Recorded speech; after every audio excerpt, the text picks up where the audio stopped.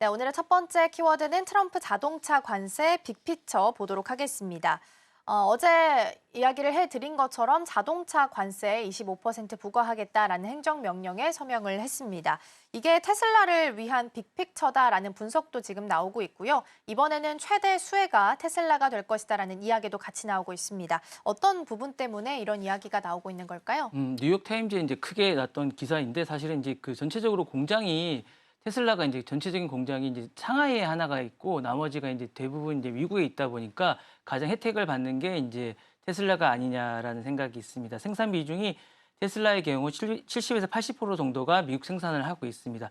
경쟁사 같은 경우에 나머지가 이제 미국에 있는 게 20에서 40% 정도가 있고 대부분 수입 차량이다 보다 보니까 나머지 나라들은 이제 나머지 회사들은 피해를 좀 입지 않겠냐라는 생각이 듭니다. 그래서 관세 영향이 테슬라는 거의 없고 나머지들은 다 25%의 영향이 있다 보니까 테슬라가 전 차종에 적용될 가능성이 높다라고 생각하고 있습니다. 그래서 그러니까 이제 혜택을 이제 테슬라가 거의 원가 손실 없이 경쟁사보다 가격 경쟁이 있다라고 생각을 해서 이제 테슬라를 위한 어떤 빅픽처가 아니냐라고 이제 뉴욕 타임즈의 기사가 났습니다. 그래서 테슬라는 미국 생산이 절대적으로 높으니까 이제 결국에 가장 혜택을 입지 않겠냐라고 생각을 하는 그런 게 아닌가라고 이제 생각을 하고 있고요. 전기차 전환 시대에 이제 이중 혜택도 구조가 있다라고 이제 분석도 했습니다.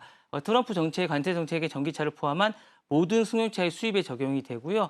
테슬라는 EV 분야에서 이미 1위고 생산 기반이 미국의 생산 기반을 하고 있습니다. 그러다 보니까 해외 EV 기업 같은 경우 이제 관세나 IRA 미적용이 됩니다. 그러니까 가격 및 보조금에서 모두 이제 혜택을 받고 있는 상황이고, 그다음에 중국산 전기차가 이제 미국 진입이 봉쇄가 되고 있으니까 그러니까 테슬라는 이미 시장에서 수송을 하고 있는 이런 입장입니다. 그래서 일단 미국에서 이제 중국이 들어오는 것도 이미 막고 있는 상황이고, 해외 브랜드나 어떤 브랜드 가격 상승도 있고 테슬라가 가성비에서도 높은 어떤 그런 거에 혜택도 받고 있는 이런 입장입니다. 그리고 이제 정치적 친화성이나 머스크와 트럼프 이해관계도 일치되다 보니까 이런 것들도 혜택을 입지 않느냐라는 생각도 있습니다. 그러면 이런 생각도 있을 거예요.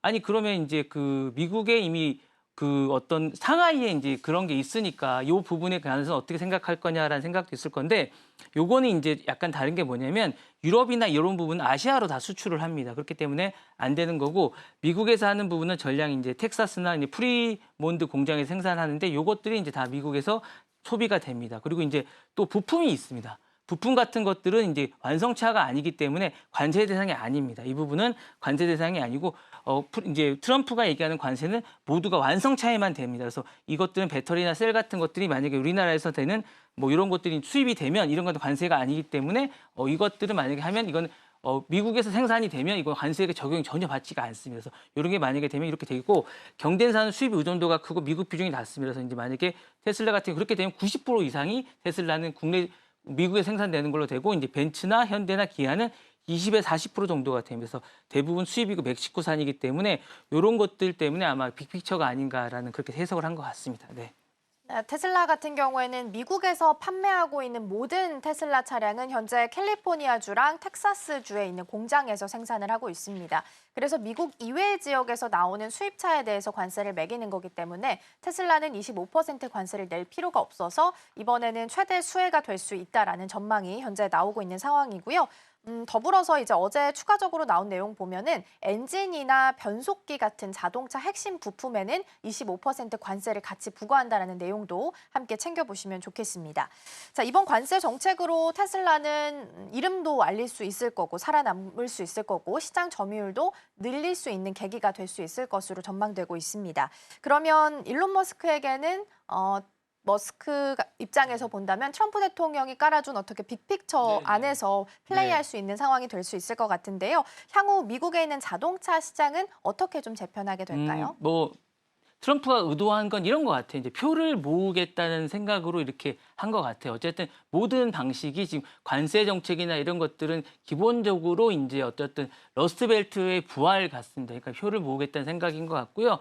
현지 생산 압박 강화가 될 것 같습니다. 해외 기업들이 모두 다 이제 우리 현대도 마찬가지겠지만 해외 기업들의 이제 미국의 모든 공장을 증설하는 게 목표입니다. 그러다 보니까 25% 관세는 완성된 브랜드 가격을 이제 와서 만들어라는 거거든요. 그래서 예상되는 변화는 현대, 도요타, BMW 해외 브랜드의 미국 내 생산 증가를 시키라는 겁니다. 그래서 이제 그런 공장들이 많이 들어올 것 같고요. 결국엔 리쇼링입니다. 니어쇼링이나 이런 것들. 그러니까 부품 공급망이 조정이 될 것 같습니다. 글로벌에 분산됐던 것들이 안으로 다 들어오는 효과가 있을 것 같은 게 같아요. 그래서 Just in USA 공급망들이 다 안으로 들어오라는 게 이제 기본적인 생각 같습니다. 그리고 전기차 시장이 이원화될 것 같아요. 수입 고급과 내수 중저가 EV가 확장될 것 같습니다. 그러니까 수입 고급은 계속 될 것 같지만 어쨌든 내수 중저가들이 많이 생길 것 같은 그런 생각이 될 것 같고요.